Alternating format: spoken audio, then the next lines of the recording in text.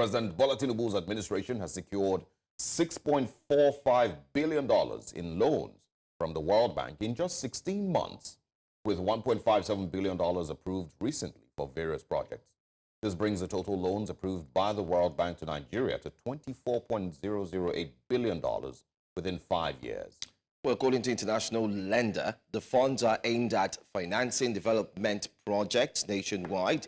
This includes power, women empowerment, girls' education, renewable energy, economic stabilization reforms, and resource mobilization reforms. The World Bank is expected to approve another $500 million loan by December 16, 2024 for the Rural Access and Agricultural Marketing Project, Scale Up Project, yes, otherwise known as the Scale Up Project. Well, the conversations are indeed on every Nigerian's lips. Is this? Is it the right time for us to keep borrowing? And what we've borrowed in times past, have we seen any implication or any proof that these borrowings are used for the betterment of the society, Nigerians at large, including you watching us now this morning? But joining us to discuss this, we do have a development economist. Yes, one who focuses on developmental issues. Mr. Aliyu Onimisi joins us this morning. Thank you for being here this morning, Mr. Onimisi. For having me on your show. Great. You've seen the borrowings. In the past administration, we also saw borrowings. And it's been clearly stated, especially using data and resources, proven online that the previous presidents had ensured that the country's debt profile was indeed reduced. However, in the past administration, we saw the debt profile go up. And now it's starting to look like we are going to have another very huge debt profile to deal with as a country. What's your take on these borrowings, by the way? So far, so good. The situation is pathetic, so to say, because if you look at Nigeria as a country, we are a lower middle income country. And anyway, classified as an emerging economy, if you look at our debt profile, it's so huge. Though they have said that we are within the threshold, which is the total public debt to GDP of 40% ratio, then and for the servicing of debt to revenue, ratio of 50%. But when you look at how much we are owing within the space of 1 year, that is 16 months, as you said, we have actually have an increase of 2.9 trillion naira. That is 2.2 billion. If you convert it to naira, that is 2.9 trillion naira. It's huge, making our total debt stock to be 21.9 billion trillion naira, 21.9 trillion naira. So overall, when you look at it, our total debt, however, I know we are talking about external debt now. Our total debt, both external and internal debt, is 121 trillion naira. That is so much of an amount for a country. And if you look at Nigeria as a country, in terms of the top borrowers in the World Bank, financial system, we have, moved to the third position after Bangladesh, Pakistan, and Nigeria come next, which is 16.5 billion US dollar. That is very huge, and it will affect. It's affecting already, because if you look at how much we spend, quarterly on servicing debt is alarming. Within a space of 3 months, Nigeria is spending as much as over 1 trillion naira to service debt. That is the principal and interest combined together. So I don't see how we are going to continue on this path, because when you look at the level of poverty, if you look at World Bank report, over 30% of Nigerian population, that is the current population of 235 million Nigerians, you realize that over 30 cannot afford $2.15 per day. That's approximately less than 4,000 naira. So it's huge and it's an issue when you look at it from the developmental, perspective. Yeah, I mean, as much as, many would also argue that taking loans is not a problem. In Nigeria's, the peculiarities of the Nigerian situation are only maybe what just make it a problem, according to what you've just analyzed. But I wanted to look at the loan breakdown and, see if these are things that we can justify with the current administration and its, appeal for loans. We're talking about power, $750 million. Women empowerment with $500 million. We're talking also about girls' education, $700 million. Renewable energy, $750 million. Economic stabilization reforms, $1.5 billion. Resource mobilization reform, $750 million. I mean, do you look at these things and, would you argue that these are justifiable reasons for taking loans from the World Bank? Actually, when you look at our position, because the IDA loan, when you look at World Bank Group, we have the IBRD, that's International Bank for Reconstruction and Development, and International Development Association. So for the International Development Association, their focus is more on, the poorest or the emerging economy, so to say. And, when you look at Nigeria, we are in the same group with Bangladesh, Pakistan, and so on, and India. So, however, India is doing a bit okay because they have been able to reduce their debt profile to IDA. So, what we are seeing currently, I really don't think that we are seeing much of the impact because the corruption level has made it so difficult for us to feel the impact of the government. When you look at the CPI, for example, Corruption Perception Index, Nigeria is rated, 24 yeah. In terms of score. So, and from the range of 0 to 100, you can see that we have a low response to corruption. So, no matter how much is being spent, we hardly see the impact in the economy. So it's necessary, but it is not convincing. You understand? It's not entirely satisfactory because we are not really seeing the impact. If you look at the level of poverty, the level of inequality, and the standard of living generally, you realize that we need to do more as a country. Yeah, I mean, the Buhari administration, increased, loans skyrocketed. Nigeria's debt profile skyrocketed during the previous administration. And I don't know that administration can justify those loans that we took, and point to certain projects or improvement in human development index and say, okay, yes, these are the reasons we took all those loans. So the current administration adopting pretty much the same format, just 16 months into office,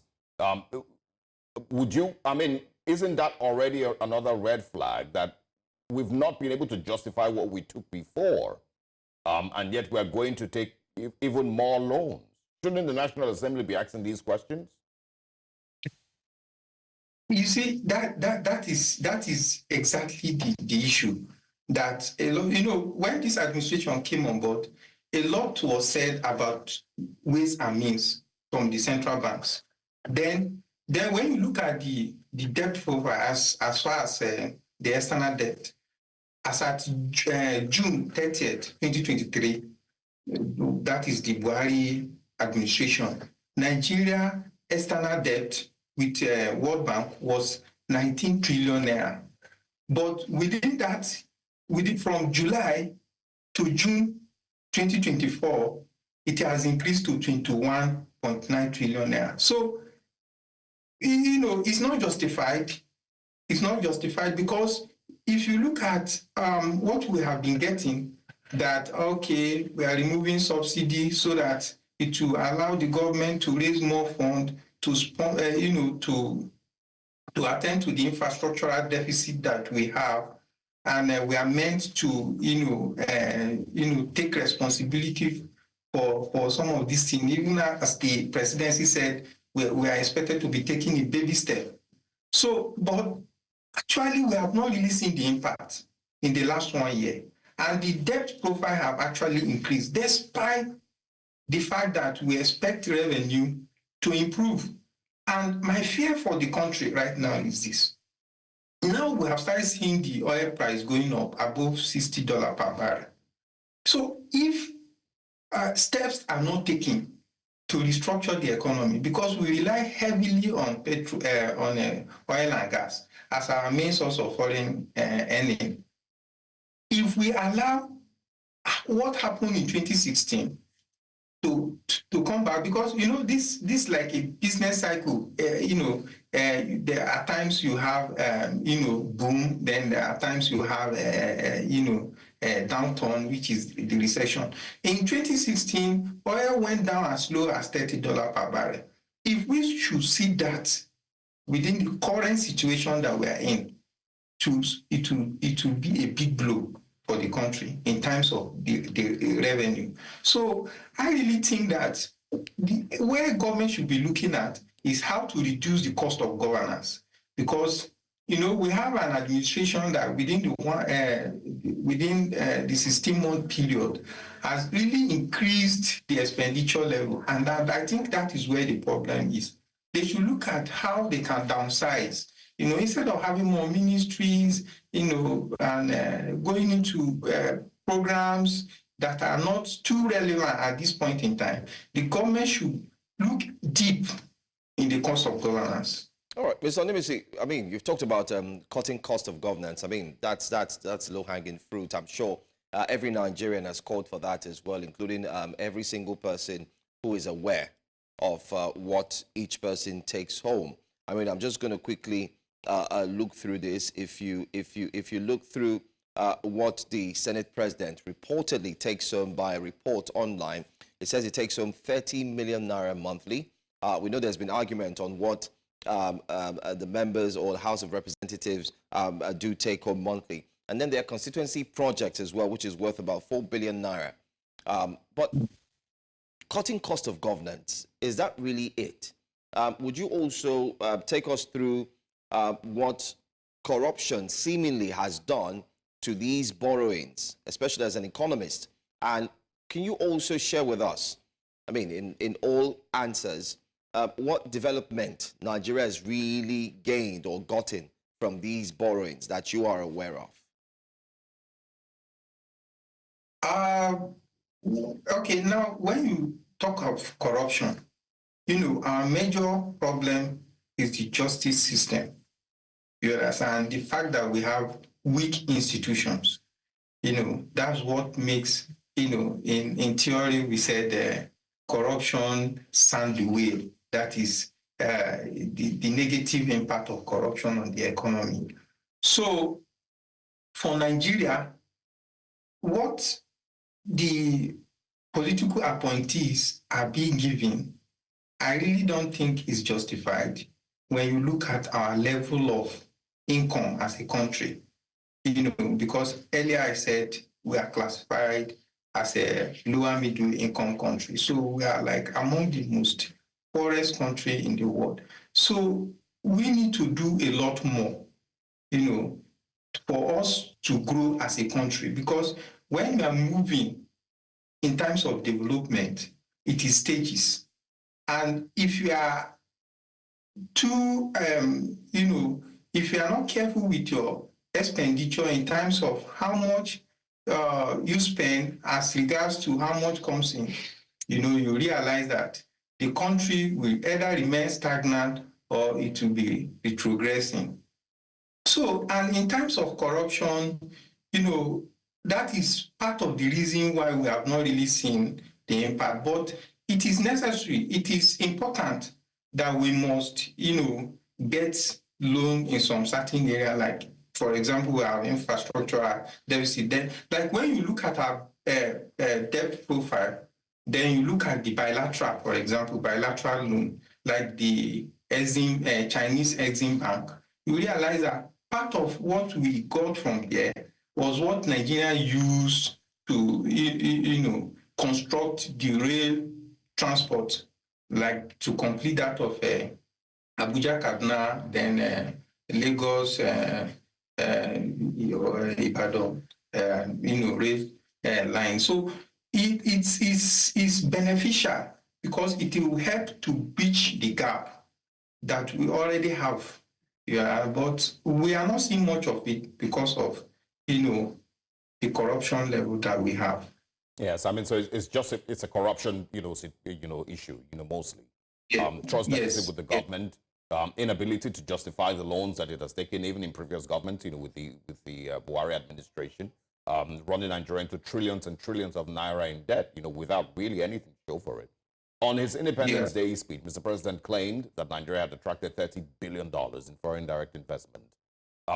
The government, of course, has also bragged in the past, that since Nigeria ended the subsidy regime, it had saved trillions and trillions of naira. So again, why does Nigeria still need to borrow money? If we are attracting $30 billion in such a short time, foreign direct investment, why do we still need to borrow money? And is this really just a clear sign? Which of them is it for you? A clear sign that Nigeria is actually broke, completely broke, or we, just continue to mismanage our resources? Actually, Nigeria is at the red flag. I wouldn't say it's completely broke, but Nigeria is at the red flag. And for us to, to mitigate this issue is what I've highlighted in government, trying to cut costs, like reviewing what they take home, their expenditures, their, how much they spend on attending seminar, summit, in holistically, if you look at it, the level of our economy as it is right now, Nigeria is at a state that, is very fragile. The debt is what is sustaining Nigeria, because if you look at our revenue, we have been having a deficit budget year on year. For a very long period of time from Buhari regime. So they need the debt to cover up. So that is why I'm raising the issue that we need to reduce our expenditure. Here's what I'm trying to get. Do you agree with Mr. President that Nigeria truly has attracted $30 billion in foreign direct investment since he got into office? Actually, I haven't seen that data yet, so I won't dispute the fact, but we have not seen the impact. We have not seen the impact because it doesn't really make sense if you are saying Nigeria have attracted a certain level of foreign direct investment, and we have a case of, a lot of capital flight, a capital flight, where a lot of people, we hear people, trying to buy refineries outside the shore of Nigeria. When you have Nigerians that are not, ready to invest in the country, and we are outside chasing people to invest in your country, I think that is not the way to go. So our major concern should be how we as a country can put in what we have in our own economy, then before we start expecting foreigners to inject money into our economy. And corruption, affects investment confidence. You understand? And if you look at most advanced countries, you look at their rating, it's over 50 in terms of corruption index. Because when an investor is coming into an environment, he wants to be sure that his capital, his money is secured. But in an environment where corruption is very high, there's really not much you can do in attracting foreign direct investment. So I don't have the figure, but I really don't think it will make so much impact on our economy. Well, a lot has been said and a lot has actually been dissected on this issue. But we hope that the borrowings would actually go a long way. Hopefully, maybe in this administration, Nigerians will be able to see the dividends of these borrowings from the financial borrower, or you could say the world of financial borrower. But then again, If I'm looking at the figures as we wrap up this conversation, it did say $500 million for addressing governance issues in education and health. We've also taken a look at the previous administrations. They've also borrowed for these same sectors. But yet, we can see how these sectors are lying in comatose or are slowly degraded year in, year out. For instance, the education sector, as far as I'm concerned, is it needs a life support because even the private schools are starting to even hold forth, especially for Nigerians, than schools that should belong to the government and schools that the government should actually inject these monies into, revive them and help Nigerians to indeed get quality education. But then again, we're seeing a reoccurrence. If you could check the past administration, you also see that there were funds that were allocated to education, also to the health sector, yet nothing has been done. But in my final question to you, because we're running out of time, my question simply to you is, how can we track?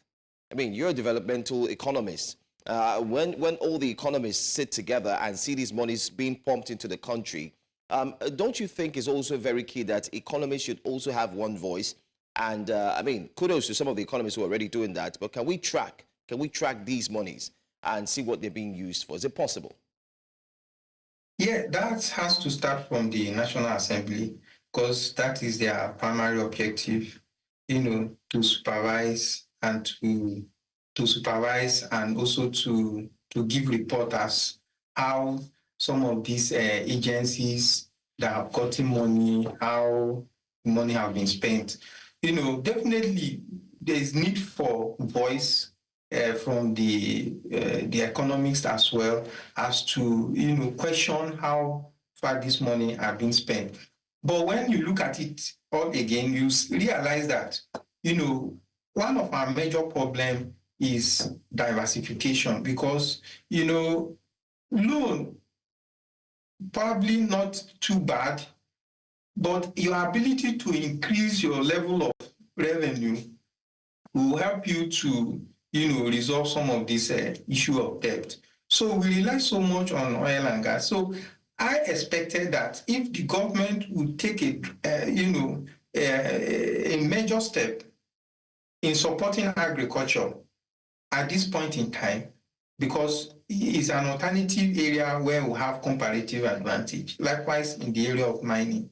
Right. So if we support agriculture, we will be solving food insecurity and also be adding to our GDP. So, Mr. Onimisi, I'm sorry to cut in. I think we're out of time. We have another conversation to go to, but thank you very much for sharing your insights into this discussion. We hopefully would wait to see what will come out of this or these new borrowings as well. Thank you for your time, sir. Thank you for having me. Thank you.